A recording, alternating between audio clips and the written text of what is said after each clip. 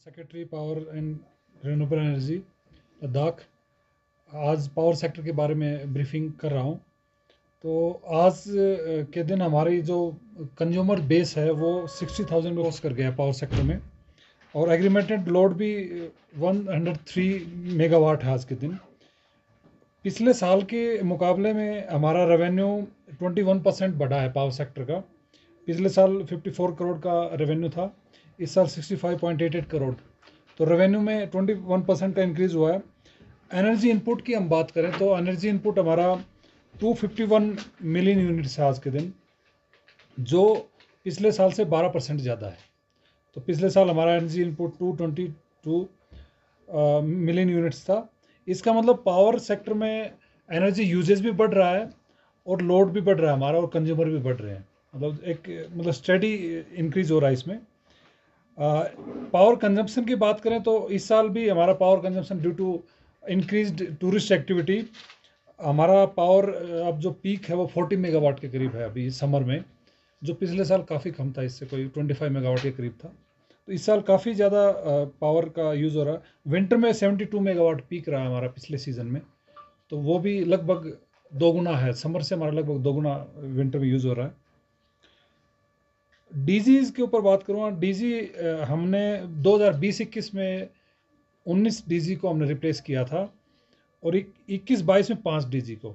तो टोटल जब से यूटी का फॉर्मेशन हुआ तब से 24 डीजीज़ को रिप्लेस कर दिया गया, उनकी जगह ग्रिड को पहुंचाया गया है उस जगह पर। और इन डीजीज़ का कैपेसिटी जो है वो 2.8 मेगावाट के करीब है, उसको हमने रिप्लेस किया है।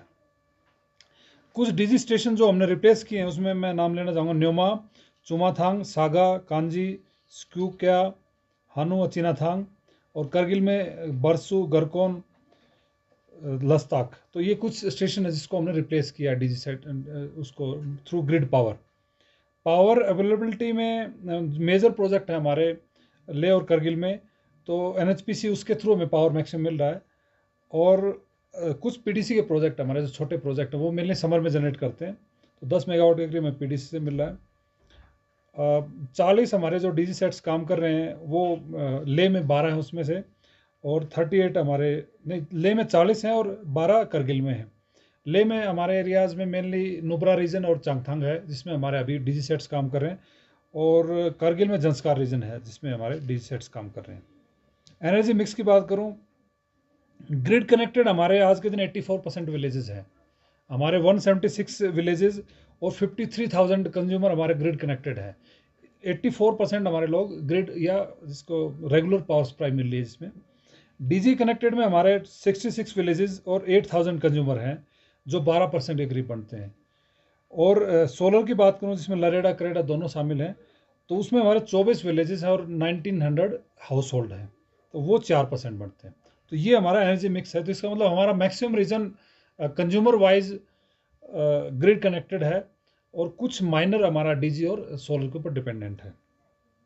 कुछ सेंट्रल स्पॉन्सर्ड स्कीम्स हमारे DDUGY, इसमें ये स्कीम कंप्लीट हो गई है। इसके अलावा IPDS भी कंप्लीट हो गई है, और RAP-DRP भी कंप्लीट हो गई। ये 3 स्कीमें हमारे कंप्लीट हुई हैं मार्च में। तो इनमें हमने 27 विलेजेस को इलेक्ट्रीफाई किया है DDUGY में।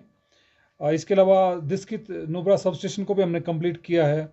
IPDS में हमने करगिल सब स्टेशन और ले सब स्टेशन इनको अपग्रेड किया, क्योंकि पावर का सप्लाई डिमांड बढ़ता जा रहा है, तो जो फीडर्स है उसके ऊपर लोड काफ़ी बढ़ जाता है अगर हम किसी फीडर को सेग्रीगेट नहीं करेंगे। तो हमने ले और करगिल दोनों के स्टेशन को हमने अपग्रेड किया है, उसकी कैपेसिटी को बढ़ाया है, जिससे कि फ्यूचर में हमें प्रॉब्लम ना आए। इसी तरह RAP-DRP में 147 ट्रांसफार्मर को हमने इंस्टॉल किया दोनों टाउन्स में, और 39 किलोमीटर ST लाइन को इंस्टॉल किया। PMDP रूरल में हमने 2 स्टेशन को शुरू किया, जिसमें चुसौत और द्रास शामिल है। तो इन स्टेशन के बनने से फ़ायदा ये होगा कि जो लोड हमारा एक ले सब स्टेशन के ऊपर रहता था, उसकी बजाय हमें इसको सेग्रीगेट कर पाएंगे। हम चुसौत से अलग से फीडर हम कुछ उसके ऊपर डाल देंगे, और इसी तरह द्रास पूरा एरिया उससे कवर हो गया। ये काम किया है। 33 विलेजेस इलेक्ट्रिफिकेशन का टारगेट था, जिसमें से 25 कंप्लीट हो गया अभी PMDP रूरल में, और बाकी जो 8 है वो अंडर प्रोसेस है। उसमें कुछ वाइल्ड लाइफ के इश्यूज़ थे, कुछ में कनेक्टिविटी का इशू था, तो उसके ऊपर भी काम चला। PMDP अर्बन में 97 ट्रांसफार्मर को हमने इंस्टॉल किया है, और 30 किलोमीटर ST लाइन को किया है। तो ये भी 75% इसमें प्रोग्रेस, और ये भी अभी हमारे पास में 7-8 महीने हैं, तो इसको हम कंप्लीट कर लेंगे 100% इसको। जंस्कार और नुब्रा लाइन ये हमारी पीएमडीपी प्रोजेक्ट के अंडर है। तो इस लाइन में भी अभी काम जो एजेंसीज हैं वो टेंडर उसको कर दिया गया है, टेंडर सबको अलॉट भी हो गया है, और एजेंसीज ने काम भी स्टार्ट कर दिया, उन्होंने अपने ऑफिस भी एस्टेब्लिश किए हैं। तो उसमें जो क्लियरेंसेज का काम चल रहा है और सर्वे का काम चल रहा है, तो उम्मीद है कि इस सीज़न में हम काफ़ी उसमें प्रोग्रेस करेंगे। इसके अलावा बजट की बात करूं मैं, हमने पीडीडी के बजट में काफ़ी इंक्रीज किया है पिछले 2 सालों में। एक्सपेंडिचर में मैं बात करूं तो 20-21 में हमने कोई 60 करोड़ के करीब एक्सपेंडिचर किया था पीडीडी में, और 21-22 में वो बढ़कर 200 करोड़ के करीब हो गया। मतलब जो हमने मतलब 20-21 से 21-22 में बजट को लगभग 3 गुना के करीब हमने बढ़ाया है, मतलब, और उसको एक्सपेंडिचर को हमने इंक्रीज किया है। जनरेशन में 4 हमारे प्रोजेक्ट हैं ले में जो अंडर प्रोग्रेस है, वो हमारे कंप्लीट हुए हैं, जिसमें इनाचे है, चमसन है, और भी 1-2 प्रोजेक्ट हैं। 4 हमारे करगिल में हैं, हमने कंप्लीट किए हैं। टोटल जनरेशन इनसे 21-22 में हमें 75 लाख यूनिट हमें जो प्रोजेक्ट हैं इसमें उनसे हमें मिला है। ईगू मर्सलांग हाइड्रो इलेक्ट्रिक प्रोजेक्ट को हमने रिफर्बिश किया है। इसी तरह हुंडर और हफ्ताल के ऊपर भी काम किया जा रहा है। और एक मेजर प्रोजेक्ट हमारा जो 9 मेगावाट दानू प्रोजेक्ट है, तो टोटल 18 मेगावाट है।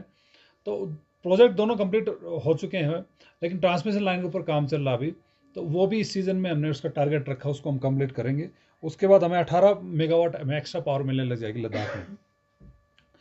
आरई सेक्टर में बात करूं तो आरई सेक्टर में ग्रीन हाइड्रोजन के ऊपर काम शुरू हुआ है। तो इसमें एनटीपीसी के साथ में मिलकर चुशोत में एक इसमें ट्रांसपोर्टेशन में भी कुछ बसेस भी ग्रीन हाइड्रोजन की बसेस भी चलाई जाएंगी, और उसमें सोलर पावर जनरेट कर कर उसमें हाइड्रोजन को मतलब जनरेट किया जाएगा। तो उसके ऊपर काम चल रहा है, और ग्रीन हाइड्रोजन काफ़ी एक एडवांस टेक्नोलॉजी है, और जो इंडिया के अलावा मेरे ख्याल से वर्ल्ड के कुछ ही कंट्री हैं जो इसको अडॉप्ट अभी स्टार्ट किया है। तो इंडिया भी उसमें से एक पायनियर कंट्री होगा आगे। इसके अलावा जियो थर्मल के ऊपर भी ओएनजीसी के साथ में मिलकर काम चल रहा था, तो उसमें पायलट प्रोजेक्ट अभी स्टार्ट की, मतलब ओएनजीसी ने अभी काम स्टार्ट करना है। तो वो पायलट प्रोजेक्ट होगा 1 मेगावाट का, तो पूगा में उसके ऊपर काम स्टार्ट होगा। अगर 1 मेगावाट में अगर सक्सेसफुल अगर रिजल्ट आता है, और हमें लगता है कि उसका ड्रिलिंग के बाद में उसमें अच्छे रिजल्ट आ रहे हैं, तो उसकी कैपेसिटी को बढ़ाया जा सकता है। उसके सिर्फ पावर जनरेशन नहीं होगा, उससे हीटिंग भी हम कर सकते हैं, उससे ग्रीन हाउसेज भी बना सकते हैं, पोल्ट्री फार्म भी बना सकते हैं, टूरिज्म में भी उसको यूज़ कर सकते हैं। तो उसके मल्टीपल बेनिफिट होंगे उस चीज़ के। इसके अलावा एनएचपीसी के साथ में मिलकर हाइड्रो सेक्टर को डेवलप करने के लिए प्लान चल रहा है, उसके लिए फिजिबिलिटी स्टडी की जा रही है। तो उसके ऊपर खासतौर से जो ऑफ ग्रिड एरियाज हैं उसके ऊपर काम किया जा रहा है।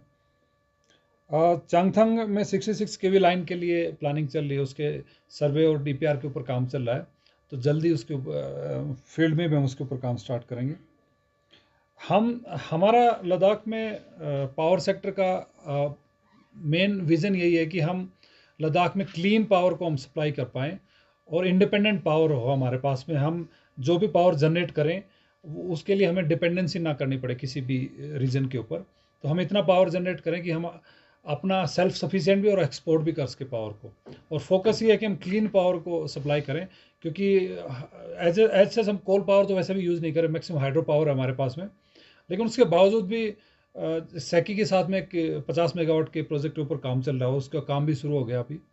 तो वो प्रोजेक्ट एक्सपेक्टेड है कि अक्टूबर-नवंबर तक हमारा कमीशन हो जाएगा। तो उसके बाद में लद्दाख को विंटर में 20 मेगावाट एक्स्ट्रा पावर मिलने लग जाएगी, जो हम इंपोर्ट करते हैं बाहर से। तो उससे हमें काफ़ी सपोर्ट मिलेगा। और उसके अलावा और भी प्रोजेक्ट इन पाइपलाइन है, जिसमें शशिथांग में प्रोजेक्ट के ऊपर फिजिबिलिटी स्टडी चल रही है, फिर पक्षुम में स्टडी चल रही है, फिर 5-5 मेगावाट में कुछ और हम स्टडी कर रहे हैं। तो जैसे ही इन प्रोजेक्ट्स में स्टडी कंप्लीट होगी और हमें असेसमेंट एक्चुअल मिलेगा, तो उसके ऊपर हम काम करेंगे। विंड के ऊपर भी काम चल रहा है। विंड के असेसमेंट के लिए हमने कुछ जगह विंड मिल्स हमने एस्टेब्लिश कुछ कर रहे हैं। तो विंड असेसमेंट के बाद में विंड के ऊपर भी काफ़ी काम किया जाएगा, क्योंकि विंड एक अच्छा सोर्स है, लद्दाख में काफ़ी विंड पोटेंशियल है। तो उसके ऊपर भी काम चल रहा है। तो ओवरऑल टारगेट और विज़न यही है डिपार्टमेंट का कि हम हमारी जो पॉपुलेशन है और जो इंडस्ट्रीज़ है उसको हम 24/7 क्लीन पावर हम सप्लाई कर पाएँ, और रिलायबल पावर हो, जिससे कि लोग उसके ऊपर डिपेंड कर सकें, including heating and all other requirements. क्योंकि हीटिंग के लिए भी अगर हम कोई भी फॉसिल फ्यूल बर्न करते हैं तो कार्बन न्यूट्रल हम जो करना चाहते हैं वो चीज़ कर नहीं पाएंगे।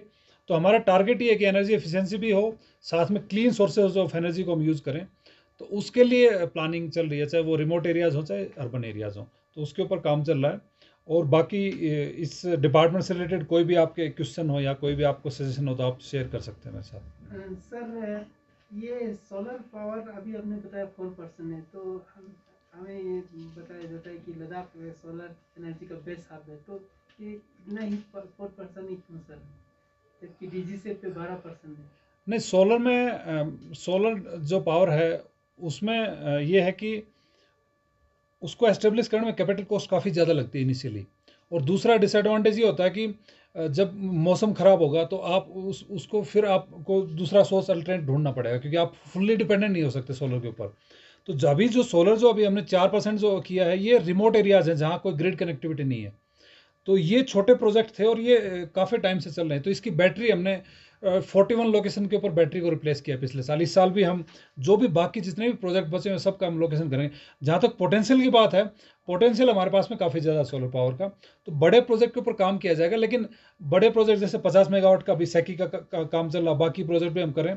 तो बड़े प्रोजेक्ट की प्लानिंग में और एग्जीक्यूशन में थोड़ा सा टाइम लगता है, क्योंकि अभी लद्दाख में आज तक इस एल्टीट्यूड के ऊपर इंडिया में कोई प्रोजेक्ट एस्टेब्लिश नहीं किए गए हैं, बड़े बड़े सोलर पावर प्रोजेक्ट। तो उसके ऊपर स्टडी चल रही है अभी।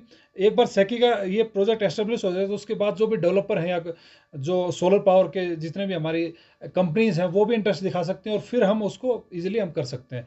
तो ये जो अभी चल रहा है ये तो एक मतलब स्टैंड बाय सॉल्यूशन है कि हम रिमोट एरियाज को हम क्लीन पावर दे सकें। अदरवाइज हम डीजी सेट से भी हम सप्लाई कर रहे हैं। सेकी का लोकेशन कहाँ से? ये तो फ्यांग तारू में हाँ अभी जो मतलब काम चल रहा है उसी में चल रहा है। सर, एक मेक सोलर पावर प्रोजेक्ट का बात भी हो रहा था लद्दाख में, हजारों 7,000 कुछ पांच साइड में, हाँ ये तो उसका क्या स्टेटस है? उसमें अभी उसमें क्योंकि इतने बड़े प्रोजेक्ट के लिए उसकी फील्ड स्टडी काफ़ी इंपॉर्टेंट है, तो उसमें अभी environment study, bio impact assessment study या जो स्टेक होल्डर के जो भी इश्यूज़ हैं उसको लेकर स्टडी चल रही है अभी। और उसका सर्वे का काम अभी होगा उसमें। लेकिन वो एक लॉन्ग टर्म प्रोजेक्ट है क्योंकि उसमें काफ़ी मतलब डिटेल्ड प्लानिंग होगी। और वो तो अभी तो वो स्टडी स्टेज में है अभी तो उसका सर्वे और स्टडी चल रहा है अभी उसका कोई मैं अभी को फाइनल किसी को अलॉट वगैरह नहीं हुआ अभी। सर, रिन्यूएबल एनर्जी में जो लेरडा और क्रेडा है, पहले जो सेंटर के साथ थे, मतलब स्टेट थे, उस समय सीधा सेंटर से पावर फंडिंग थे। अब यूटी से नहीं मिल रहा है, एक कंसर्न एक्सप्रेस हो रहा है। इसके लिए क्या कोई कंबाइंड लेरडा लद्दाख वाला कुछ बनाएंगे कि क्या प्लान है? नहीं, अभी तो प्लान यही है कि लरेटा क्रेडा जैसे काम कर रहे हैं वैसे ही काम करेंगे। जहाँ तक फंडिंग की बात है, पिछले साल हमने 10 करोड़ रुपए की फंडिंग किया था जिसमें बैटरी रिप्लेसमेंट हुआ है। इस साल हमने कुछ और भी प्रोजेक्ट रखे हैं जिसमें बैटरी रिप्लेसमेंट के अलावा सोलर लिफ्टिंग का काम है या कुछ पावर प्रोजेक्ट को अपग्रेड करना है। तो वो हमने प्रोजेक्ट रखे हैं, लेकिन उसका मैकेनिज्म डेवलप कर रहे हैं कि इनको फंडिंग हम कैसे डायरेक्टली कर सकते हैं। तो उसका मैकेनिज्म के लिए हमने फाइनेंस में प्रपोजल भेजा, तो फाइनेंस एक बार अप्रूव कर देगा, फिर हम डायरेक्टली इनको फंडिंग भी कर पाएंगे और ये बिना कोई प्रॉब्लम के एजेंसीज काम भी कर पाएंगी, क्योंकि इनका काफ़ी इंपॉर्टेंट रोल रहा है खासतौर से सोलर वाटर हीटर में या जो हमारे छोटे छोटे पावर प्रोजेक्ट हैं इन्होंने काफ़ी अच्छा काम किया है। तो उसके लिए हमें इनकी काफ़ी सपोर्ट की ज़रूरत है और इनका लोकल एस्टेब्लिशमेंट है तो हम उसके ऊपर काम कर रहे हैं। सर, यूटी से पहले जो लेरेडा का प्रोजेक्ट थे, काफ़ी लोगों से शिकायत आते थे कि कमीशन होने के बाद फंक्शनल नहीं है। अभी क्या स्टेटस है सर? अभी हमने डायरेक्शन दिया कि जो भी प्रोजेक्ट चाहे किसी एनजीओ ने लगाया हो, चाहे लरेडा ने लगाया हो या किसी ने भी लगाया हो, जो प्रोजेक्ट नॉन फंक्शनल है एक तो उसको फंक्शनल करना हमें। तो इसी के तहत हमने काफ़ी जगह बैटरी प्लेस किया है। और दूसरा एक मैकेनिज्म डेवलप कर रहे हैं कि हम जहाँ भी इंडिपेंडेंट सोलर प्रोजेक्ट है तो उससे कुछ यूज़र चार्जेस लिया जाए। पहले लरेडा कोई यूज़र चार्जेस नहीं लेता था, तो उसको फिर मेंटेन करना मुश्किल और फिर कॉन्ट्रैक्ट का पार्ट भी नहीं होता था कि उसको कोई एजेंसी मेंटेन करेगी। तो हमने यही किया, प्लान किया कि जो भी प्रोजेक्ट हो उसका एक तो मेंटेनेंस का कुछ पोर्शन रखें उसमें, और दूसरा हम लरेडा को कुछ सर्विस चार्ज भी देंगे। अगर कोई प्रोजेक्ट बनाता है तो लरेडा उसको सर्विस चार्ज मिलेगा कुछ। तो उसके मैकेनिज्म यही होगा कि उसको कुछ फंडिंग मिले, रेवेन्यू सोर्स होगा तो फिर उसको मेंटेन कर पाएंगे। तो अभी प्लान यही कि उसको हम थोड़ा सा उसका मैकेनिज्म को सुधार रहे हैं। सर, ये जियोथर्मल का बात हुआ था, आपने कहा था, तो ये पूगा जो पूगा पे जो प्रोजेक्ट हो रहा है, काफ़ी लोगों का ये कंसर्न है कि कि एक्सेसिव ड्रिलिंग की वजह से वहाँ पे अगर हम जियोथर्मल को एक्सेसिव ड्रिलिंग करेंगे तो एनवायरनमेंट जो होता है एक अर्थक्वेक प्रोन जोन बन जाता है करके। सो इस तरह से जो पूगा का है वो it's the breeding area also and then wildlife सब कुछ है। तो how they are along with this project how you are ensuring कि एनवायरनमेंट को भी हार्म ना हो? हाँ, देखिए, जो प्रोजेक्ट है इसके लिए जो भी मैंडेटरी रिक्वायरमेंट्स हैं, चाहे वो इसमें इन्वायरमेंट क्लियरेंस हो, चाहे वाइल्ड लाइफ क्लियरेंस हो, या जो भी उसमें मतलब जो भी एजेंसी इन्वॉल्व होती है किसी प्रोजेक्ट को क्लियर करने के लिए, तो वो ली जाएंगी। और दूसरी बात यह है कि जियोथर्मल कोई नया टेक्नोलॉजी नहीं है। जियोथर्मल काफ़ी मतलब डेकेड से कंट्रीज यूज़ कर रही हैं। आप आइसलैंड को देखो, आइसलैंड में जियोथर्मल मतलब उनका टूरिज्म का मेन फैक्टर है, और आइसलैंड मतलब काफ़ी सेंसिटिव है इन्वायरमेंट को लेकर। तो इसी तरह यहाँ पर भी जो भी कंसर्न्स हो उसके ऊपर काम किया जा रहा है, और जो कंसर्न एजेंसीज हैं, चाहे वो वाइल्ड लाइफ हो, चाहे बाकी फॉरेस्ट हो, या बाकी जो भी एजेंसीज हो, तो सभी के साथ में मिलकर काम किया जा रहा है और एक प्रोसेस के तहत काम किया जा रहा है। और ये सिर्फ पायलट प्रोजेक्ट होगा, क्योंकि अगर हम पायलट प्रोजेक्ट नहीं करेंगे तो हमें उसका पोटेंशियल या जो कैसे उसको यूज़ कर सकते हैं उसको वो काम में नहीं आएगा। तो इसके ऊपर काफ़ी रिसर्च हुआ है, और उसके बाद ही हमने इसको पायलट के लिए प्लान किया। अगर पायलट में क्योंकि pilot will be A portable project, तो वो 1 मेगावाट का होगा और उसको हम उठा के भी ले जा सकते हैं उसमें। तो लेकिन उसके लिए भी हमें कुछ तो काम करना पड़ेगा ना, अदरवाइज हम 40 साल से रिसर्च कर रहे हैं इस प्रोजेक्ट के ऊपर, हमने आउटपुट कुछ दिया नहीं है। उस एरिया में ना बिजली है, ना हीटिंग की कोई फैसिलिटीज़ हैं। तो अगर हमें उस एरिया को थोड़ा सा भी उस पोटेंशियल यूज़ करना है तो हमें पायलट प्रोजेक्ट तो करना ही पड़ेगा। तो उसके लिए काम चल रहा है इसमें। सर, ये पावर ग्रिड का लाइन नुब्रा के लिए जाएगा? हाँ, कहाँ से जाएगा सर? ये देखिए, एग्जैक्ट तो मुझे पता नहीं है, लेकिन ये जो मेन रूट है इसका, ये जो अलोंग द रोड के आसपास ही प्रोपोज्ड है, और उसके लिए वाइल्ड लाइफ क्लियरेंस और बायो इम्पैक्ट असेसमेंट स्टडी भी इसके लिए चल रहा है।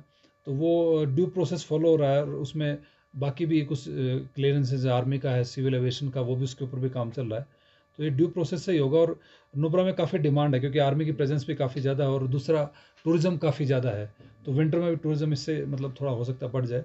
तो ओवरऑल अभी प्लानिंग चल रहा है, तो अभी सर्वे का काम चल रहा है इसमें, तो जैसे ही पूरा होगा फिर उसी हिसाब से काम किया जाएगा। सर, ये रोंगदो का प्रोजेक्ट काफ़ी सालों से पेंडिंग था, पहले लेरेडा के पास, फिर जेकेपीडीसी इसके पास। हाइड्रो में प्रॉब्लम ये है कि हाइड्रो प्रोजेक्ट्स का एस्टेब्लिशमेंट का टाइम काफ़ी लगता है। अब प्रॉब्लम ये है कि अगर हम रोंगदो बना भी दें और फिर वो विंटर में अगर सप्लाई ना हो उससे पावर, जैसे कि कुछ प्रोजेक्ट में अभी हो रहा है, जैसे मतलब करगिल प्रोजेक्ट में तो हार्डली हमें 4-5 मेगावाट ही मिलता है विंटर में, और उसका कैपेसिटी 44 मेगावाट है। तो हम मतलब ऐसी प्लानिंग हमने इसके लिए भी एनएचपीसी को अप्रोच किया कि हम विंटर बेस्ड प्रोजेक्ट बनाएंगे कि विंटर में जो पावर जनरेट कर सकें। तो उसके ऊपर काम चल रहा है। एक बार एनएचपीसी हमें गो एड दे तो उसके बाद हम प्लानिंग करेंगे। लेकिन एज सच हमारा फोकस ये है कि हम सोलर या विंड मतलब ज़्यादा करें, क्योंकि इसमें टाइम कम लगता है, और दूसरा इन्वायरमेंट को इतना इम्पैक्ट नहीं होता उससे।